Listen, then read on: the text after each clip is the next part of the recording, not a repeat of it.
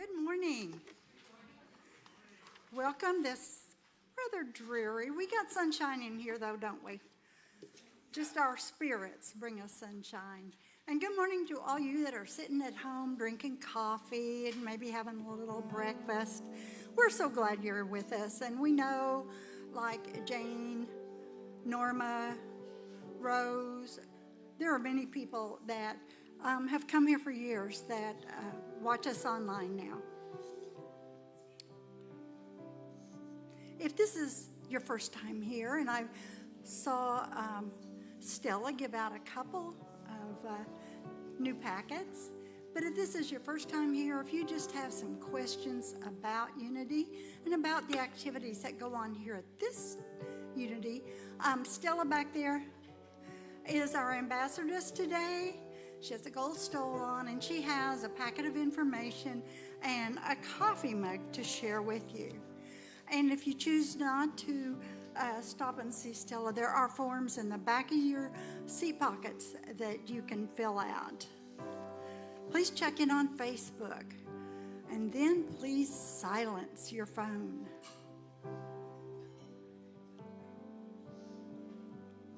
Today's beautiful flowers are provided by Simone Cook in celebration of her husband Clay's birthday.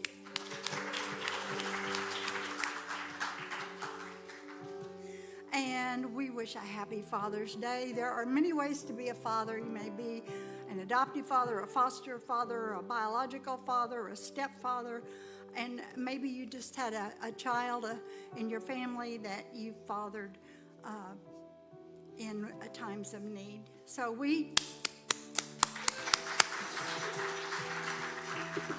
celebrate you. And at the end of the service, when we do our prayer for protection, Jen, our teen director, and Colin are leaving for rally right after the service. And so they are going to come in, and we are going to send them on their way with a prayer for protection at the end of our service. Please join me in the mission statement together.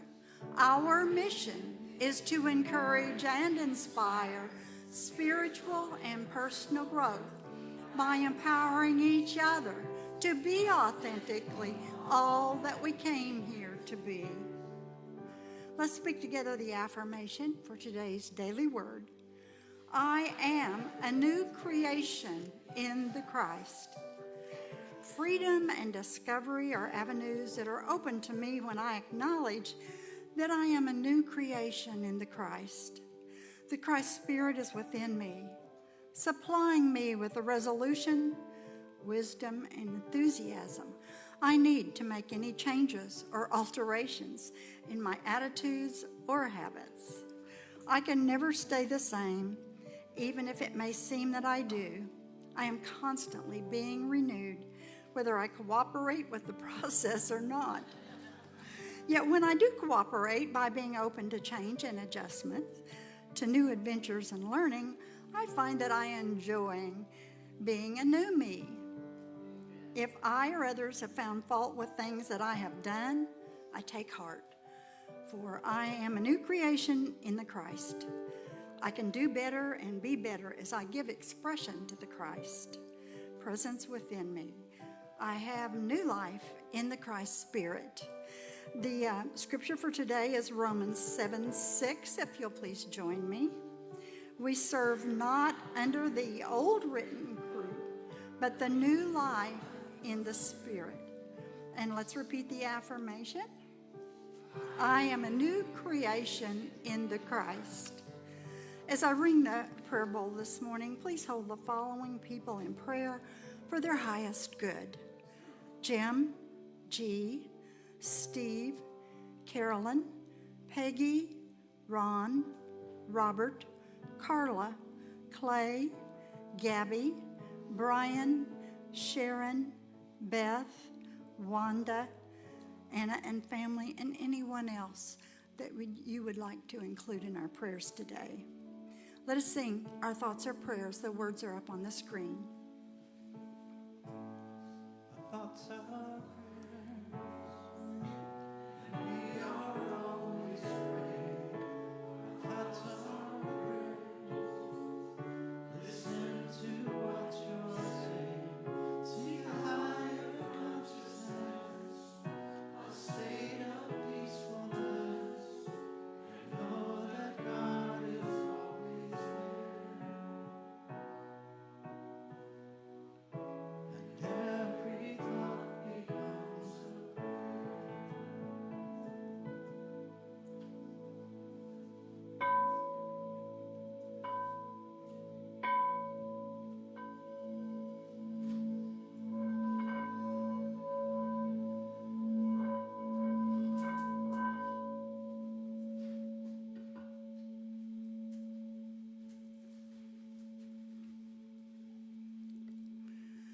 As the sounds and the vibrations coming from our prayer bowl fill the sanctuary, allow them to be absorbed in your bodies, minds, and souls.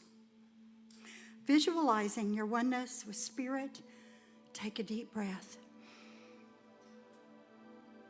Send and receive hope, peace, love, and joy to all people around you and extending to every person on this earth. Center yourself as we begin to relax our minds and bodies in preparation for prayer and meditation. Beginning at the crown of your head, relax. Follow your focus to your forehead, eyes, ears, lips, tongue, and jaw. Breathe. Follow your attention to your neck and shoulders, releasing all the tension. Down through your arms, wrists, and fingers, intentionally relaxing as you go. Move down through your spine and lower back, your thighs, knees, calves, ankles, and toes. Remind yourself to relax and let go. Breathe. We affirm the highest and best will be manifested for the names on the prayer list, for healing, prosperity, guidance, safety, and peace of mind. We embody these prayers for ourselves, our family, our friends, to all. We celebrate this or something better is our birthright. We surround the world and our country, our personal friends and family with love and light. We support diversity, equity, and inclusion for all. We support peace and harmony in countries experiencing unrest or warlike activities. We visualize food, health care, and shelter for those in need here and around the world. We visualize basic needs met, inner peace, safety, and happiness for all. Toward differences expressed in the United States of America, we emit love and only love. We remain calm and peaceful, leading to justice, fairness, and security in our country. And now we choose forgiveness to clear any blocks to our well-being, our minds, or to our flow of prosperity. We forgive those we believe have transgressed against us knowingly or unknowingly. We forgive ourselves for any regrets, for actions we have taken less than loving. We embrace and express that we are all loved just as we are. We are whole, perfect, and complete, worthy of all good. We choose to contribute from a loving heart to a consciousness of oneness. We embrace our faith in the abundance of our universe. By our consciousness, we attract divine ideas of ways to further support our lives and our church. We attract people who have been searching for a truth that will change their lives as they have ours. We have positivity that we and the right and perfect future minister will find each other. We pave the way for an easy transition, and we do this in gratitude for our infinite blessings in the silence.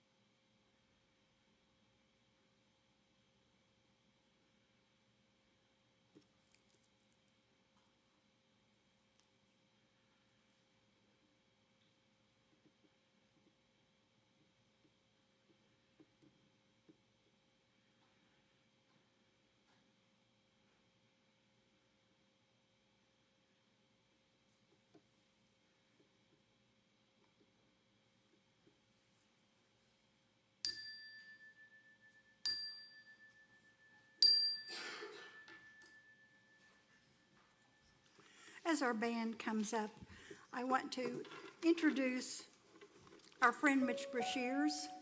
You see him doing the announcements, playing in the band. He's a longtime Springfield resident who calls the Ozarks home for over 30 years. And he's worked as an educator, nonprofit leader, media professional, and musician. He and his wife, Carrie, served in the Peace Corps in the early 200s. And they continue.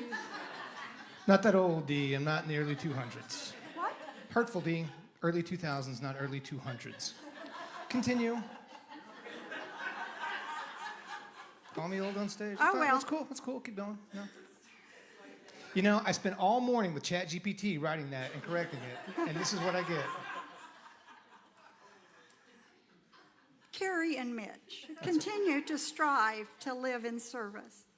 Mitch has been involved in everything from refugee settlement to arts and storytelling, always looking for ways to show the commonality and love of people. We will welcome Mitch to stay on.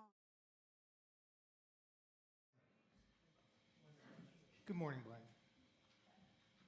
So, I've not ever really done a talk like this before. I've done playing Unity. I've emceed a variety of things, hosted talent shows. I'm clearly up in front, but I've not really done something structured like this. So, kind of did a little different thing. I put together a structure to thing, but I've left some open time, so I'm not really sure if this is going to be 15 minutes or 55 minutes.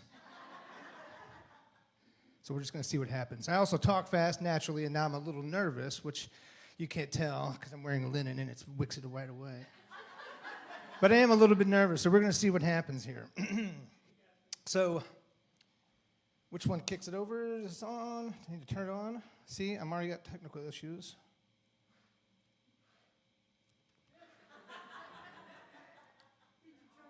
Well, that's what I'm asking. How you doing? Oh, there we go. All right. There we go. Happy Father's Day, everyone. Wrong speech. Wrong speech. Happy Father's Day, everyone. Welcome. It's just absolutely great to see you all here. As you know, of course, I am not the regular pastor. We've been having people rotate in and out since Sue has moved on to her retirement. So I thought someone would say, hey, Mitch, do you want to do one? But they didn't even ask me. I had to go like a common Protestant over to Dee. It's like, hey, can I have a day? She's like, sure, you can have a day. Next one's open. Says, oh, great, I'll take the next one open, which is Father's Day. Now, I've had an idea percolating for the last few months, thinking maybe I could put that into a sermon, but what do I get? I get Father's Day. So you got to talk about fathers on Father's Day, right? You got to stay topical. It's tacky not to. Like Easter, you're not going to talk about the Crusades. Very, not good. So we're going to talk about fathers here. So I would like to say, on behalf of all fathers, whatever effort you did this morning, thank you. Whether it was the card, the tie, the cliche, whatever it may be, on behalf of all fathers, we appreciate it, we love you, and we're grateful for that. All right, that wraps up our Father's Day portion of the service. We made it, you guys. Congratulations. Also, I made it with no coffee stains on white pants, which I'm just going to take as a win-win for me right off the bat, to be honest. So, I'm going to say this. We will be using our emotions later on, so I'm going to have to make you do some emotions. Now, if you're like me, you're like, participation, but it's on the inside, and you can fake it if you want to. But we will be using emotions, so just be aware of that. Afterwards, us men, we can get back to our grunts and looks of scorn and disbelief. So let's get to our talk. There we go. I hate the word love.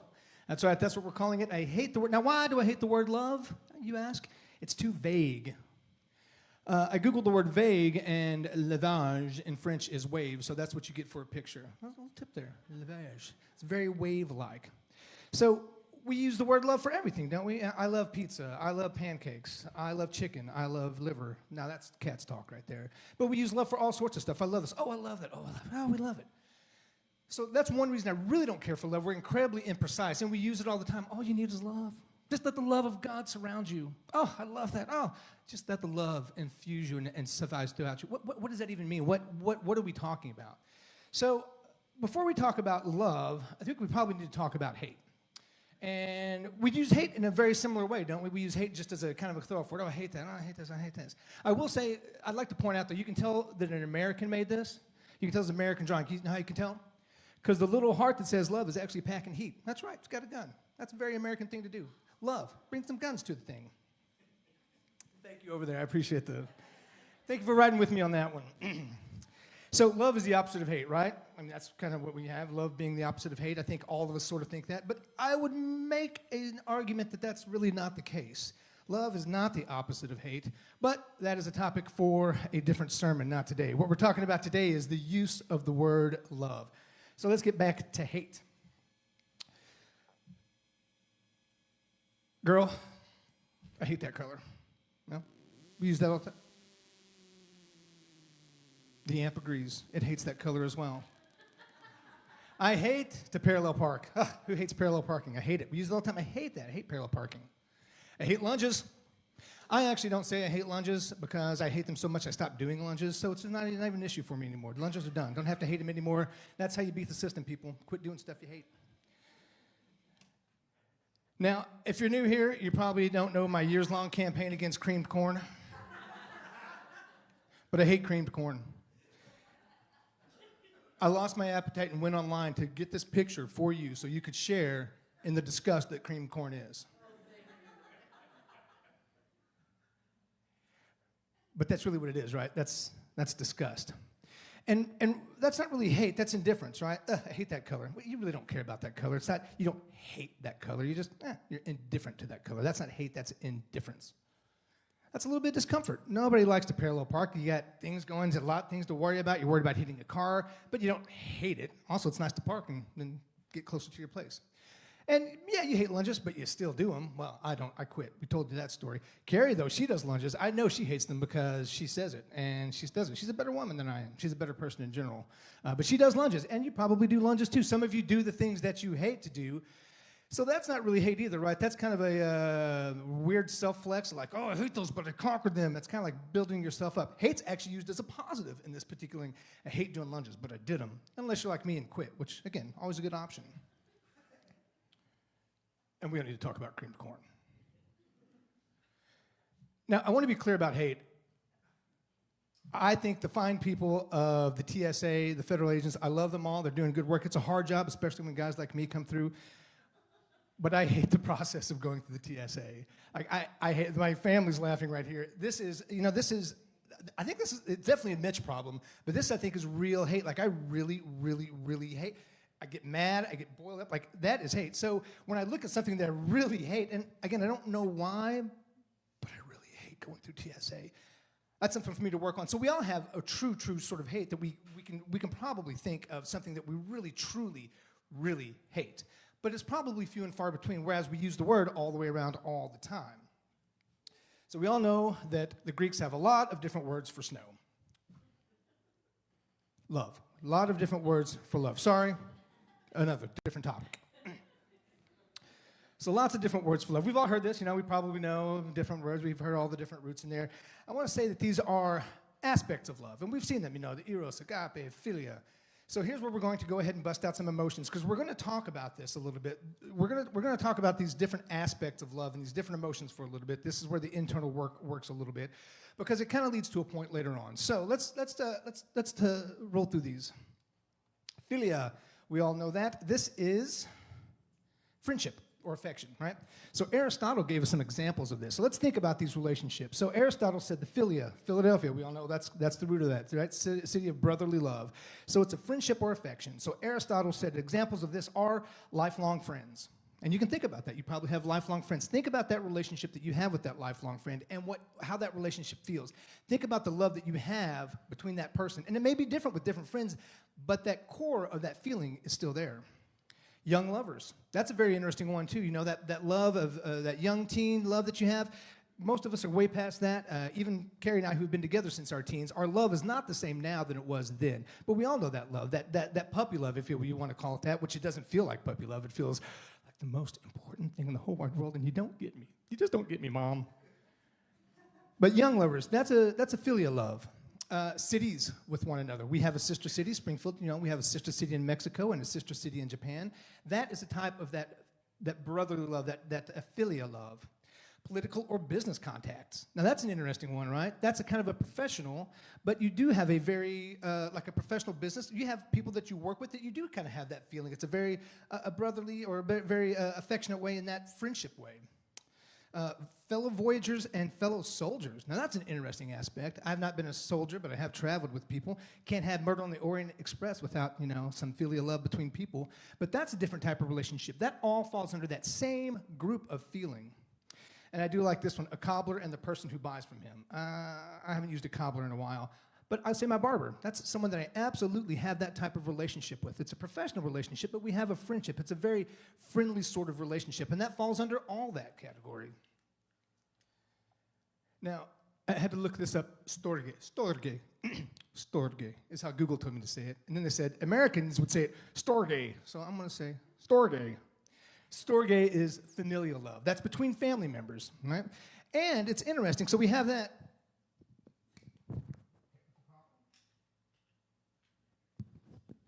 Back on. I'm a problem solver, people. So that storge is familial love between family members, between friends. That we would think that more of the filial love between friends, but brother from another mother. Who said that? Or you're like a sister to me. That's that feeling of friendship that kind of rolls over into that family friendship. Those types of love kind of blur one into each other. Pets and their owners. That's a family. Well, we have fur babies, right? We have terms for all that across the board. So that feeling may not be the same that you have for your mother or your sister or your brother, but it's still a family feeling that has into it. So it applies even to your pets, your companions, your colleagues. And oddly enough, it even falls under, they say, love of country, love of a nation, or of a sports team may count as that, which is an interesting aspect. And an interesting flavor of love when you think about that. If you think about my sports team falls under familial love, yeah, you can see that flavor of that. You can see the shade. You can see how that thing would apply, like that type of love would apply to that type of situation. And it gets even more nuanced from that, right? Think about mothers and daughters. A mother's love, right, and a father's love are two different things. We look at that in different ways. And we also look at it as a mama's boy as something somewhat pejorative. Oh, I love the mother too much. Or a daddy's girl can sometimes fall that way. But different relationships, father-daughter relationships, father-son relationships are nuanced from mother-daughter relationships and mother-son relationships. So all of these different types of love fall under this general heading of storge. Xenia, hospitality, that's what that falls into. We normally probably see it more with xenophobia, right? The fear of outsiders or the fear of others. But the Ozarks, we take pride, don't we? As Southerners, as Ozarkans, we are hospitality everywhere. We're here to help you and welcome you in, and goodness gracious, think about all the things that you do to show that you are welcoming someone in, that you are bringing them into a guest friendship, a ritualized friendship. And there are other cultures that pride themselves just as much. I don't know if you've ever been in heavily Muslim countries, but their hospitality is grand and great. You come in, you get food, you get tea, you get sit down. You're there for an hour or two. Their hospitality is different than our hospitality, but they feel the same thing. So it's still the same feeling, even though it's expressed a little bit differently. Eros. Sorry, again, wrong talk. Eros. I don't need to say much about that. We all know what that is, passionate love. Only thing I'll say about it is Happy Father's Day. Now, Charles Fillmore, our founder, we've said, you've heard it a lot, I am sure, the quote about how God's love is like the sun. It just shines upon everyone equally all the time, right? We've heard that. And we'll be coming back to that. But I'd like to ask you, what kind of love is that? What kind of love is God's love? What does that feel like? We've felt these other types of love. We talked about this, and we'll talk about it a little bit more. But what is that kind of love? How is that expressed? How is that felt? Is what you feel the same as what I feel? Is what you feel the same as what I feel? We've all heard the word. I'm sure most of us, I think, have all come from. We've all come from a, shall we say, more traditional background. Many of us have. So the word agape. Agape was big in the 80s when I was in church. Oh, agape everything. Is the agape church and agape this and agape services and agape, the true love. What is agape? I think we probably have an idea, if you've come across it, is God's love. I mean, that's the word for it. The highest form of love, charity, or the love of God for human beings and of human beings for God. What does that even mean? What is that love? What is that highest form? How is that expressed? What is that? So if we go back and we talk about philia, think about that. Think about that feeling of love, that particular type of feeling of love, and then how do you express it in action, right? How do you love your family? How do you love your friends? You know, handshakes, hugs, spending time, spending meals. We actually have a feeling, and then we express that feeling. Now, that feeling can be internal, but when we really, really, really express that type of love is when we act upon it, and we do something to say, hey, I'm showing you that I love you. Let's sit down. Let's talk. My good friend Steve, we text connections every day. It's just one little thing, but every day we make a connection and just make sure. May not talk, may not do anything, but that's a form of my friendship love. That's an action that I take to show Steve, I've been thinking about you, buddy. What about store game? Feel that. Think about your parent. Think about a cousin. Think about a daughter. Think about someone that you love very much in a very family way, and think about that feeling. And think about how it's different from the feeling of the person you thought of last time, that good friend. It's a different feeling. It's still love, but it's a different flavor. It's a different shade of that love, isn't it? What about Xenia? What do you do? What do you do to show hospitality when you host a party? You do things that your people don't even see, right? You clean the house. I hope you do. I don't know. But you do things that they don't see. You clean the bathrooms. You get things put together. Maybe you prepare food. You plan a dinner. There's a lot of work that goes into that to show hospitality. I know when we have a party, we used to do a New Year's Eve party every year until we all got too old and nobody wants to be out till midnight in January. Especially when it snows. I'm like, that's all right. No, we're fine. No, we're fine. No, we're celebrating at 8 o'clock is when we're doing it. But what do we do with that? When someone comes to my house, I greet them in, especially during New Year's Eve, take their coats, put them in the coat closet, take them in, show them where the food is, the drink, talk to them. I'm always on my feet. I'm up. I'm moving around. I never stay too long with one person. I go and talk to this person, because I feel that guest. I have that responsibility. I have that love for my guests, the people that I've specifically invited over. I said, come to my house, come to my place. Let me show you how I love you by honoring you and by showing you, by serving you as a guest in my house.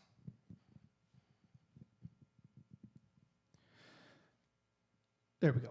So as I went through each of those emotions again, and I spoke about each of those, I feel like we all had a similar emotion. I feel, now your relationship with your mother may not be the same as my relationship with my mother, but we all understand that commonality of what that feeling is. So, the sun shining on all of us, God's love shining on all of us, is it the same for all of us? You know, the sun's different for different people. The sun can be too hot for me, it can be just right for you. Burns my skin, makes your skin glow.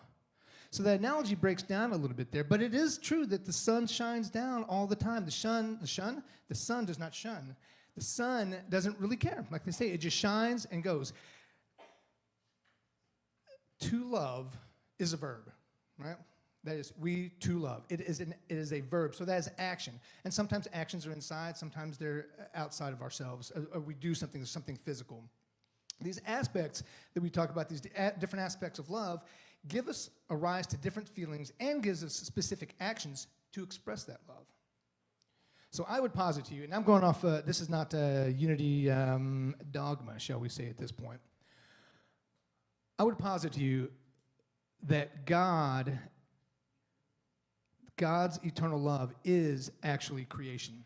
That we do say God is creation, yes. But what I mean by that, and I really want to be clear about this, the actual God's love, the expression of God's love is creation, is us creating. We are co-creators with God.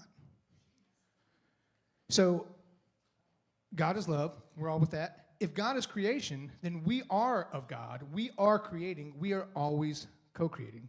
The agape, or perfect love, is creation as a whole. That whole love of God is the act of creation. Eric Butterworth, the great Eric Butterworth of Unity, had a book called The Concentric Perspective, which is a beautifully clunky name. Boy, you say, gosh, concentric perspective, I can't wait to get my hands on that book. What's that mean? What his basic point of that book is that God expresses itself through humans. We've been given the gift of consciousness, and that consciousness allows us to deliberately create our life. We cannot help but creating. Where you are right now, that's God's creation. That's you. You've been creating. You've been doing all that creating. Where you are right now, and it's perfect. That is the thing about God as well. God is perfect, right? We believe that. God is everything. God is perfection. If we are co-creators with God, then what we've done is perfection. Now, is it where you want to be? Not necessarily. Maybe not necessarily. But because it is through God and of God, our act of creation is, by definition, perfection, and we are doing God's will. So let's see where I'm on here. We're going, back to the Fillmore. So God's love is creation. Creating is God's love. But I'm not creative, you say. I hear you. I heard you in the back there. I'm not creative. God is constantly creating because God's nature is creating, because God is love and love is creation. See my big circular movement here? Because of that, we are all creating. So how are you creating? You're creating with your thoughts, right? We're going to talk about the three things. Our thoughts are prayers. Our thoughts are prayers. Unless we're thinking about bears. So what we're thinking about in our mind is a part of creation. And what you choose to think, you have the ability to control your thoughts. All the time? Perhaps not. But you do have the ability to decide, hey, that was a thought I just had. I'm going to stop thinking that way. I'll tell you this. I can have a pretty sharp tongue. And I don't want to be that guy. And I've worked really hard not to be that guy. I've changed my mind, and it still bleeds through. Don't get me wrong. I'm sure my family's like, sharp tongue. But I've really made an effort to do that. And it's because of my mind. I've said, I don't want to be that person. I don't want my actions to be that way. So I've got to change my mind at the thoughts. So your thoughts are constantly creating. You are creating with your thoughts. You can't help but not create with your thoughts. That is because you are part of God, and God is creation, and you are creating. You're creating always with your thoughts. Your words, always creating with your words. What you say. Again, my thoughts start it, my words put it out there. What you say and what you want to present to people is that reflection of your Godness, is that reflection of what you are creating. You are constantly creating. And we got thoughts, you got words. What do you have left? Action, that's right. Happy Father's Day. So back in with Fillmore.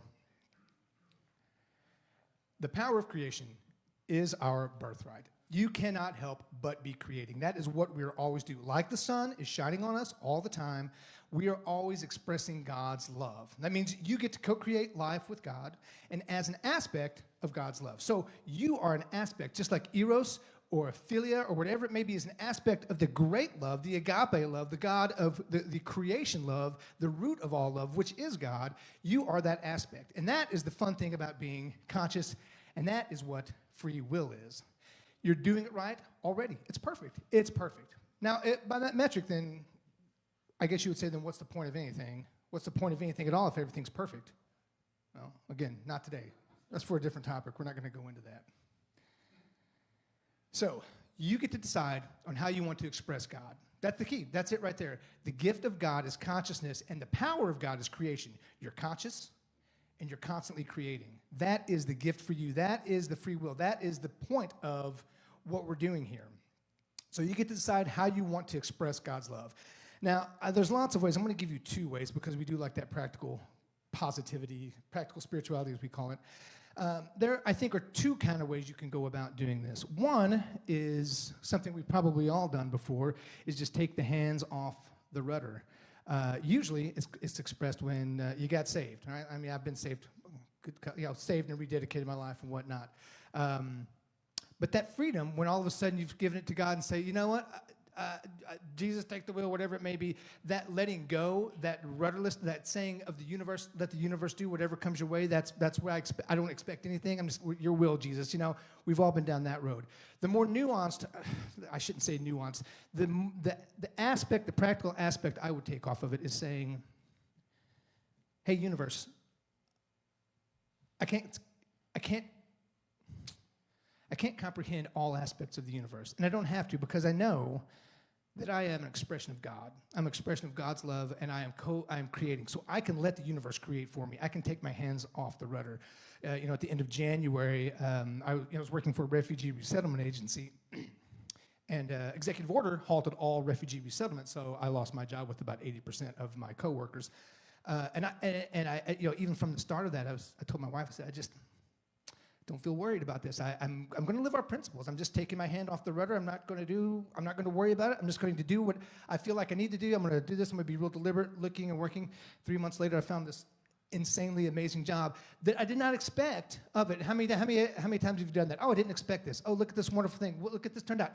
Things just happen there when you just let it go and say, I'm taking my hand off. Universe, you got it going on. I'm going to let it roll, and then it lets it roll. So you can, if you want to change, you can do it that way. You can just say, letting it go. And you can also do that with a little bit of direction too. That is the beauty of God's gift in creation, is that you are creating always. You get to decide what you want to do. You get to co-create with God. You get to say, this is how I want to express God. This is how I want to express God's love on a day-to-day basis. So you've got to do it consciously. You've got to go out there and think about it. But you can be deliberate. You can shape your life. Now, do you change everything? You know, they say, I want to work out or want to do this. You change everything. I'm changing my diet. I'm changing my food. I'm changing this. And then you fail a week later because you do too much. You don't have to do everything. Remember, it's perfect right now. God is perfect. God is love. God's creation is perfect. You are perfect just as you are. Now, you may not like something about yourself, and that's fine too. It's perfect as it is. So work on it. Change it. Do you fail? That's cool. It's okay. It's perfect. God's love is perfect. Your expression is your choice. So take your hand off the rudder. God, like the sun, not happy, not unhappy with your creation. How could it be? Because God is perfect, and that's what God is expressing itself through you. So with that, I will say to you this week, go create. Go co-create. Be cognizant. Think about what you're saying. Start with your thoughts. What am I thinking? How does that lead to my words, and how does that lead to my actions? A little bit of thought. And if you make a mistake, it's not a mistake. It's okay. Because God loves you, because God expresses itself through you. So happy Father's Day, and thank you.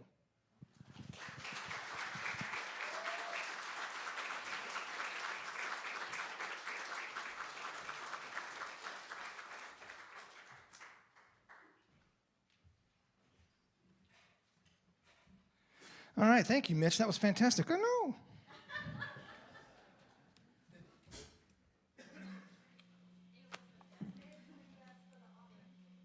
Yes, so if we could have the ushers, yes, please come forward. All right, if you would please join me in our offertory blessing together.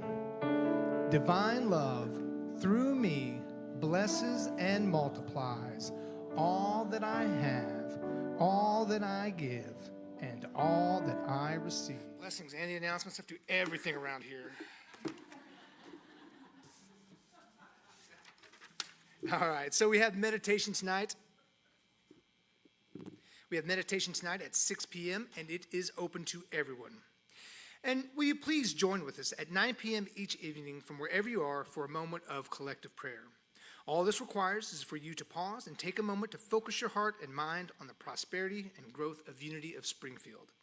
There are copies of a prayer on the connection table that you can take with you if you'd like.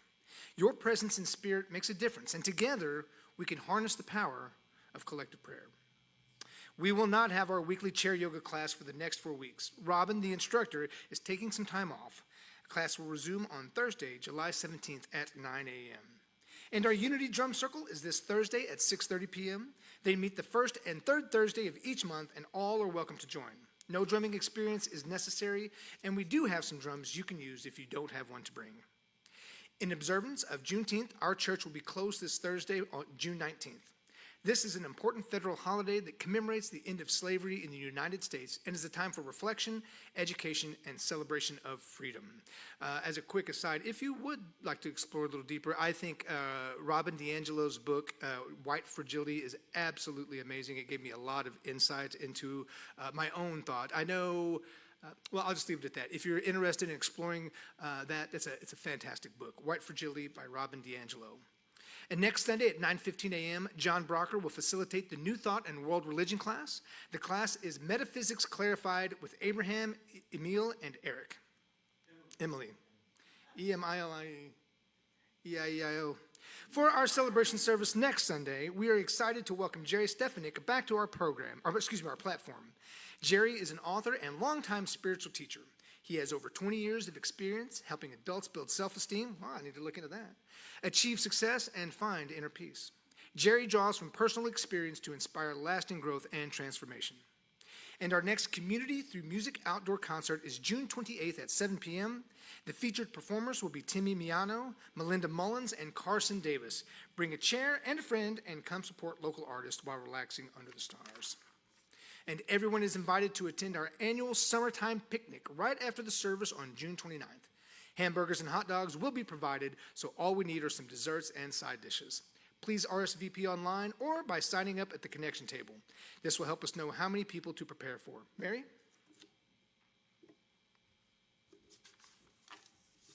Good morning. Huge thank you, Mitch. That was a wonderful. Thank you so much. It was obvious you put a lot of thought into it. Thank you. Thank you. Really, really good. PowerPoint. So during this transition period, I had a letter in the newsletter, if you didn't read that.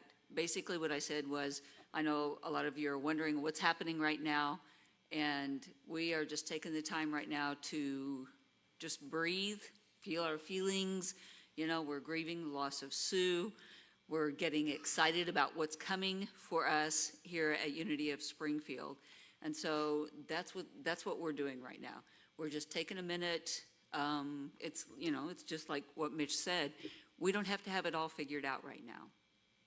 Right now, we are just sitting and we are just stabilizing ourselves because this is a big change. So in that vein, we have developed a survey that we would like you to participate in. If this is your first time here, or if you haven't been coming very long, there are some questions on the back of the survey that we would really appreciate it if you would fill out for us to give us some idea of what your experience has been like this morning, or since you've been coming. The survey is not very long. Lisa has put a link in our weekly newsletter where you can just click on that link and you can fill the survey out and do it that way and then submit it. If you would like a paper survey at the end of the service, I will be handing these out for the next couple of weeks.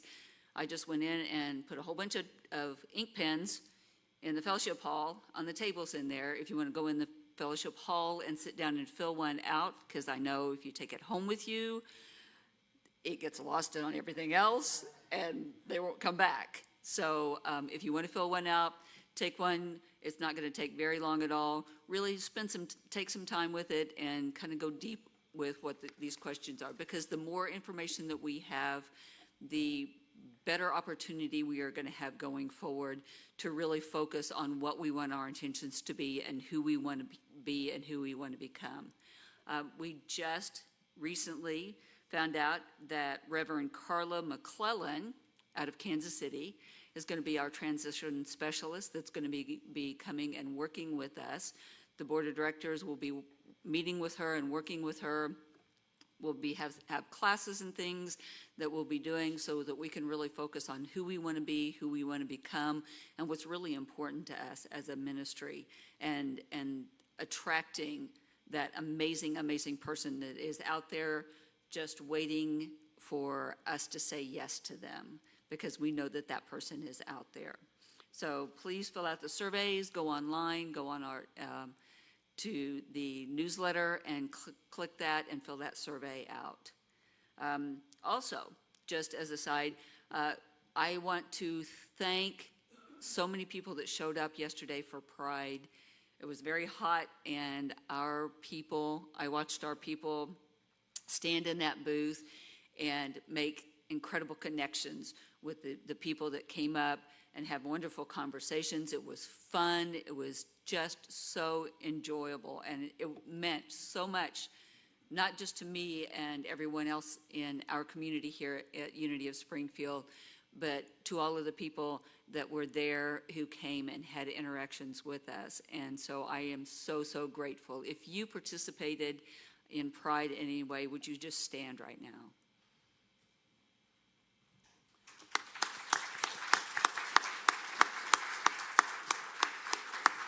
So thank you. Thank you to all who participated. We've got these great shirts. Karen, you got one of our wonderful shirts on. So if you have, I know, aren't those great? Are we going to try and order some more? I know there was a lady that came by that said she loved them and is going to call the office tomorrow, and just a random person and wants to order one. So I think we may be ordering some more if you want one. We're also going to have everyone for the picnic. If you have Unity shirts, old Pride shirts, shirts from Planet Unity, to have everyone wear those at the picnic in a couple of weeks. So thank you.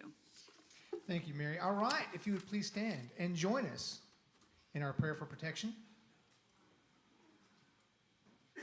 Together, the light of God surrounds us, the love of God enfolds us, the power of God protects us, and the presence of God watches over us. Wherever you are, God is, and all is well. Jen, you want to come up and, since I made you all stand. Colin and I are leaving to go to rally right after church. Beck is already there. Beck is a Regi this year, so he got to leave on Friday. So, yeah. And he has not told me a single word about what we're doing, so he has done a very good job of keeping it top secret. So if everybody could just send your good vibes and your prayers for our trip, because we're driving to Tahlequah.